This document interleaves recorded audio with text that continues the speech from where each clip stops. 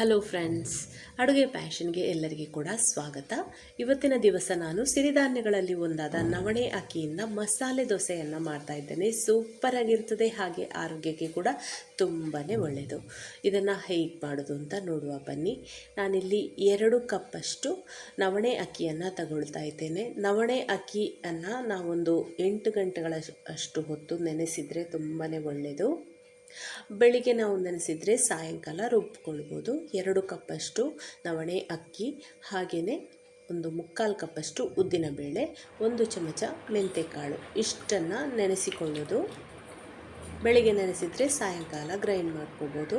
ಹಾಗೆ ಇದಕ್ಕೆ ಗ್ರೈಂಡ್ ಮಾಡುವ ಹೊತ್ತಿಗೆ ಬೇಕಾದರೆ ಅವಲಕ್ಕಿಯನ್ನು ಬೇಕಾದರೂ ಆ್ಯಡ್ ಮಾಡ್ಕೊಳ್ಬೋದು. ನಾನಿಲ್ಲಿ ಅವಲಕ್ಕಿಯನ್ನು ಸೇರಿಸಿಲ್ಲ, ಅಷ್ಟೇ ಉಪಯೋಗಿಸಿಕೊಂಡದ್ದು. ಇದನ್ನು ಈಗ ನುಣ್ಣಗೆ ಗ್ರೈಂಡ್ ಮಾಡುವಂಥದ್ದು. ಇಲ್ಲಿ 2 ಸಲ ನಾನು ಗ್ರೈಂಡ್ ಮಾಡಿದೆ. ಹಿಟ್ಟು ತುಂಬ ಬಿಸಿ ಆಗ್ತದಂತಾದರೆ ಐಸ್ ಕ್ಯೂಬ್ ಹಾಕಿ ಗ್ರೈಂಡ್ ಮಾಡ್ಕೊಳ್ಬೋದು. ನೋಡಿ, ಒಮ್ಮೆ ಗ್ರೈಂಡ್ ಮಾಡಿ ಆಯಿತು. ಸಿರಿಧಾನ್ಯ ಆರೋಗ್ಯಕ್ಕೆ ತುಂಬಾ ಒಳ್ಳೆಯದು. ಅಕ್ಕಿಯನ್ನು ಬಳಸೋದ್ರ ಬದಲಾಗಿ ನಾವಿಲ್ಲಿ ನವಣೆ ಅಕ್ಕಿಯಿಂದ ಮಸಾಲೆ ದೋಸೆಯನ್ನು ಮಾಡ್ಬೋದು. ಇದು ತುಂಬ ಲೈಟ್ ಆಗಿರ್ತದೆ, ಹಾಗೆ ಶುಗರ್ ಇದ್ದವರಿಗೆ ಕೂಡ ಇದು ತುಂಬಾ ಒಳ್ಳೆಯದು, ಆರೋಗ್ಯಕ್ಕೆ ತುಂಬಾ ಒಳ್ಳೆಯದು ಅಕ್ಕಿಯನ್ನು ಹೋಲಿಸಿದರೆ. ಇದನ್ನು 2 ಸಲ ಕೂಡ ರುಬ್ಬಿ ಆಯಿತು. ರುಬ್ಬಿದ್ದನ್ನು ಈಗ ಒಂದು ಪಾತ್ರೆಗೆ ಶಿಫ್ಟ್ ಮಾಡಿಕೊಂಡೆ. ಇದನ್ನು ರಾತ್ರಿ ಇಡೀ ಹುದುಗು ಬರಲಿಕ್ಕೆ ಬಿಡಬೇಕು. ಚೆನ್ನಾಗಿ ಹುದುಗು ಬರ್ತದೆ, ಮತ್ತು ಈಗಂತೂ ಹೇಗೂ ಸಮ್ಮರ್ ಅಲ್ವಾ, ಚೆನ್ನಾಗಿ ಹುದುಗು ಬರ್ತದೆ.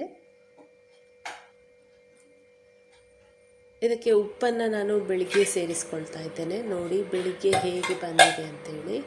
ಚೆನ್ನಾಗಿ ಹಿಟ್ಟು ಉಬ್ಬಿ ಹುದುಗಿ ಬಂದಿದೆ. ಇದಕ್ಕೆ ಈಗ ಉಪ್ಪನ್ನು ಸೇರಿಸ್ಕೊಂಡು ಚೆನ್ನಾಗಿ ಕಲಸಿಕೊಳ್ಬೇಕು. ನವಣೆ ಅಕ್ಕಿಯ ದೋಸೆ, ಮಸಾಲೆ ದೋಸೆ ಮಾಡಬೇಕಾದ್ರೆ ನಿಮಗೆ ನವಣೆ ಅಕ್ಕಿ ಮಾತ್ರ ಹಾಕಿದರೆ ಇಷ್ಟ ಆಗೋದಿಲ್ಲ ಅಂತ ಇದ್ದರೆ ಸ್ವಲ್ಪ ಅದರ ಜೊತೆಗೆ ಒಂದು ಅರ್ಧ ಕಪ್ಪಷ್ಟು ಅಕ್ಕಿಯನ್ನು ಬೇಕಾದರೂ ಸೇರಿಸ್ಕೊಳ್ಬೋದು, ತೊಂದರೆ ಇಲ್ಲ. ಈ ಮಸಾಲೆ ದೋಸೆ ತುಂಬಾ ರುಚಿಯಾಗಿರ್ತದೆ, ಹಾಗೆ ಹೆಲ್ದಿಯಾದ ದೋಸೆ ಅಂತ ಹೇಳ್ಬೋದು. ಫ್ರೆಂಡ್ಸ್, ನೀವು ಕೂಡ ನಿಮ್ಮ ಮನೇಲಿ ಮಾಡಿ ನಿಮಗೆ ಹೇಗೆ ಬಂತು ಅನ್ನೋದನ್ನು ಕಮೆಂಟಲ್ಲಿ ತಿಳಿಸಿ. ಇದು ವೆಯ್ಟ್ ಲಾಸ್ ಮಾಡ್ಕೊಳ್ಳುವವರಿಗೆ ಕೂಡ ತುಂಬಾ ಒಳ್ಳೆಯದು. ನೋಡಿ, ಹಿಟ್ಟಿನ ಕನ್ಸಿಸ್ಟೆನ್ಸಿ ಹೀಗಿರಬೇಕು. ತುಂಬಾ ದಪ್ಪ ಇದೆ ಅಂತಾದರೆ ಬೇಕಾದರೆ ನೀರನ್ನು ಆ್ಯಡ್ ಮಾಡ್ಕೊಳ್ಬೋದು.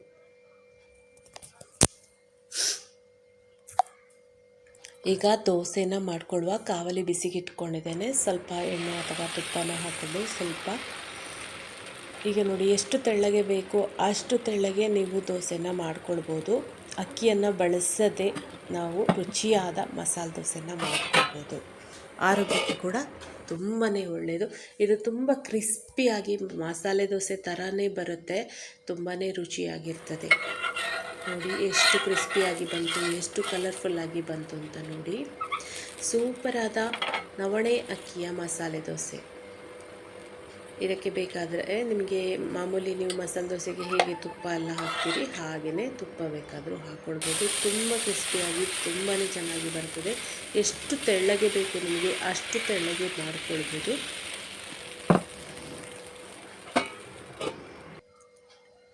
ಬೇಕಾದರೆ ನೀವು ಇದಕ್ಕೆ ಅವಲಕ್ಕಿಯನ್ನು ಆ್ಯಡ್ ಮಾಡ್ಕೊಳ್ಬೋದು.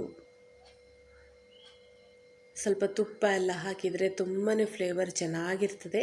ಹೋಟೆಲ್ಗೆ ಹೋಗಿ ಮಸಾಲೆ ದೋಸೆ ತಿನ್ನಬೇಕು ಅಂತೆಲ್ಲ ಮನೆಯಲ್ಲೇ ಮಾಡ್ಕೊಳ್ಬೋದು. ನಾನು ಇದಕ್ಕೆ ಸ್ವಲ್ಪ ಬಟಾಟೆ ಬಾಜಿಯನ್ನು ಮಾಡ್ಕೊಂಡಿದ್ದೆ, ಅದನ್ನು ಸೇರಿಸ್ಕೊಳ್ತಾ ಇದ್ದೇನೆ. ಈಗ ಸೂಪರಾದ ಟೇಸ್ಟಿಯಾದಂತಹ ನವಣೆ ಅಕ್ಕಿಯಿಂದ ಮಾಡಿದಂತಹ ಮಸಾಲೆ ದೋಸೆ ರೆಡಿ ಆಯಿತು. ಫ್ರೆಂಡ್ಸ್, ನಿಮಗೆ ಈ ವಿಡಿಯೋ ಇಷ್ಟ ಆದರೆ ಖಂಡಿತ ಲೈಕ್ ಮಾಡಿ, ಹಾಗೆಯೇ ಶೇರ್ ಮಾಡಿ. ಹಾಗೆಯೇ ನೀವು ಈ ಚಾನಲನ್ನು ಫಸ್ಟ್ ಟೈಮ್ ನೋಡೋದು ಅಂತಾದರೆ ಖಂಡಿತ ಸಬ್ಸ್ಕ್ರೈಬ್ ಆಗೋದನ್ನು ಮರಿಬೇಡಿ. ಹೀಗೆಯೇ ರುಚಿಯಾದ ರೆಸಿಪಿಯೊಂದಿಗೆ ನಾನು ಮತ್ತೆ ಬರ್ತೇನೆ. ಅಲ್ಲಿಯವರೆಗೆ ನಮಸ್ಕಾರ.